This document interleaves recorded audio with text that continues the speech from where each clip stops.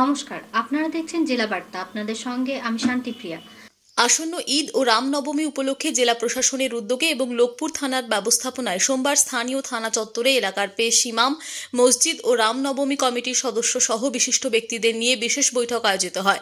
সম্ভবত আগামী বুধ অথবা বৃহস্পতিবার দিন মুসলিম সম্প্রদায়ের খুশির উৎসব ঈদ উল ফিতর অনুষ্ঠিত হবে। এলাকার বিভিন্ন মসজিদ এবং ঈদগাহগুলিতে ঈদের নামাজ অনুষ্ঠিত হয়ে থাকে। ঈদ উৎসব যাতে মুসলিম সম্প্রদায়ের মানুষ সুষ্ঠু এবং শান্তিপূর্ণভাবে পালন করতে পারেন, সেই লক্ষ্যেই মূলত এই বৈঠকের আয়োজন। পাশাপাশি রামনবমী উপলক্ষেও শান্তি শৃঙ্খলা বজায় রেখে ধর্মীয় আচার অনুষ্ঠান পালনের আহ্বান জানানো হয় বৈঠক থেকে।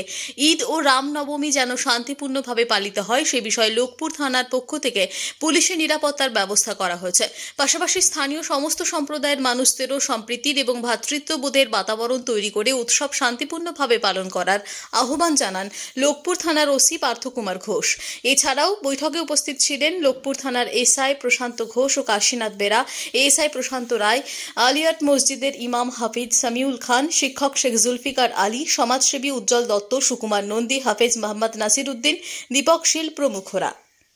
তাই বলবো যে এই মানুষের সঙ্গে মেলবন্ধন করা সাহায্য করেছেন, সেই জন্য প্রশংসার যোগ্য। এবং মানুষ যে এক জায়গায় বসে আছি, আমরা বিভিন্ন সমাজের সৃজনশীল ব্যক্তি, বুদ্ধিজীবী, বিভিন্ন সমাজের বিভিন্ন ক্ষেত্র থেকে এসেছেন যারা পালন করবেন। নিজ নিজ এলাকায় আপনারা এগুলো করবেন। আপনারা এলেন পশ্চিমে কিছু লোক কাউরি আঘাত যেন এই খুশি না হয়ে যায়, এটা সবসময় আমরা মানুষকে বলেও থাকি। এবং খাস করে উপদেশ না ঘটে, আমাদের খুশি মানাইতে গিয়ে অন্যজনকে যেন আঘাত না পেয়ে থাকে, এটা খাস করে আমরা বলেই থাকি। তবে গৌরবের বিষয় যে বারাবন গ্রাম, এত বড় গ্রাম, আর যে 25 বছর থেকে আমি যে ঈদের নামাজ পড়িয়ে আসছি, এর মধ্যে আজ পর্যন্ত কোনো এরকম কোনো উস্কানিমূলক কথা বা কাউকে আঘাত। শেখ রিয়াজউদ্দিনের রিপোর্ট, ভয় টিভি, লোকপুর। পশ্চিমবঙ্গ সামাজিক ন্যায় মঞ্চ বীরভূম জেলা কমিটির উদ্যোগে মল্লারপুরে মিছিল ও আলোচনা সভা করা হলো সোমবার সকাল 11টা নাগাদ। দেশজুড়ে বিভিন্ন সম্প্রদায়ের মানুষের উপর আক্রমণ, খুন, ধর্ষণ ও মহিলাদের উপর যৌন নির্যাতন অবিলম্বে বন্ধ করতে হবে। জল, জমি, জঙ্গলের সংবিধান স্বীকৃত অধিকার সুনিশ্চিত করতে হবে। বর্তমান সংবিধান বাতিল করে মনুবাদী চিন্তাধারার সংবিধান তৈরির আরএসএস-এর ভাবনা বাতিল করতে হবে। নতুন নাগরিকত্ব আইনের নামে বেনাগরিক করা চক্রান্তমূলক আইন বাতিল করতে হবে। এরকম বেশ কিছু বিষয়কের লক্ষ্য রেখে আজ পশ্চিমবঙ্গ সামাজিক ন্যায় মঞ্চ বীরভূম জেলা কমিটির উদ্যোগে মল্লারপুরে মিছিল ও আলোচনা সভা করা হলো।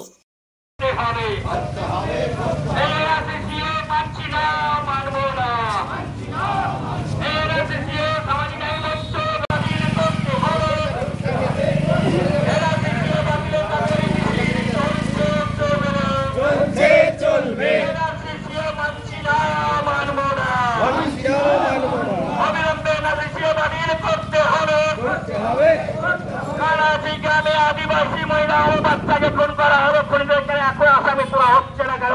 পুলিশ প্রশাসন জবাব দাও। নদীতে আক্রান্ত কেন? রাজ্য কেন্দ্র সরকার জবাব দাও। রাজ্যে কোন সন্ত্রাস হচ্ছে কেন? তৃণমূল সরকার জবাব দাও। নিয়ে নিচ্ছে একটি ছোট্ট বিরতি। ফিরে আসছি বিরতির পর। সঙ্গে থাকুন ভয়ের সঙ্গে নির্ভয়ে। সিউড়িতে অত্যাধুনিক চিকিৎসা পরিষেবা নিয়ে এলো সৃজন পলিক্লিনিক। ওষুধের দোকান সহ অত্যাধুনিক মানের প্যাথোল্যাব, কম্পিউটার তথা অত্যাধুনিক মেশিনে রক্ত, মল, মূত্র ও থাইরয়েড পরীক্ষার সঙ্গে এখানে রয়েছে বিশিষ্ট চিকিৎসকদের বসার চেম্বার। রোগীদের স্বাচ্ছন্দ্যের কথা ভেবে সম্পূর্ণরূপে এসি নিয়ন্ত্রিত সৃজন পলিক্লিনিকে রয়েছে বসার সুবন্দোবস্ত, বিশুদ্ধ পানীয় জল ও টয়লেটের ব্যবস্থা। এখানে বসছেন সিউড়ি সদর হাসপাতালের বিশেষজ্ঞ চিকিৎসক সহ অন্যান্য শহর ও হাসপাতালের বিশিষ্ট চিকিৎসকরা। সৃজন পলিক্লিনিক ও প্যাথোল্যাব, সিউড়ি, বীরভূম। সিউড়ি সদর হাসপাতালের পাশে ফাঁড়ি ঘরের উল্টো দিকে। Mobile number 8373071019, 9474437713, 9434326822। ফিরে এলাম বিরতির পর। সাত সকালে ফের কলকাতায় অগ্নিকাণ্ডের ঘটনায় ছড়ালো আতঙ্ক। প্রগতি ময়দান থানা এলাকায় ধাপার কাছে আচমকা আগুন লাগে। ঘিঞ্চি এলাকা হওয়ায় দ্রুত আগুন ছড়িয়ে পড়ে। নিমেষের মধ্যে কালো ধোঁয়ায় ঢেকে যায় আকাশ। আতঙ্কিত হয়ে পড়েন এলাকাবাসী।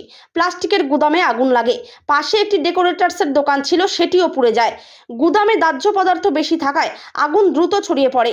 অগ্নিকাণ্ডের খবর পাঠানো হয় দমকলে। সঙ্গে সঙ্গে 3টি ইঞ্জিন ঘটনাস্থলে পৌঁছে আগুন নিয়ন্ত্রণে আনার কাজ শুরু করে। কিন্তু ঘিঞ্চি এলাকা হওয়ায় কাজ করতে অসুবিধায় পড়েন দমকল কর্মীরা। তার মধ্যে আগুনও দ্রুত ছড়িয়ে পড়ায় আতঙ্ক বেড়েছে কয়েক গুণ। জানা গিয়েছে, সোমবার সকাল 8টার একটু পর প্রগতি ময়দান থানা এলাকার 12 নম্বর বহিস্তলায় আচমকা আগুন লেগে যায়। 1.5 ঘন্টার প্রচেষ্টায় আগুন নিয়ন্ত্রণে আসে।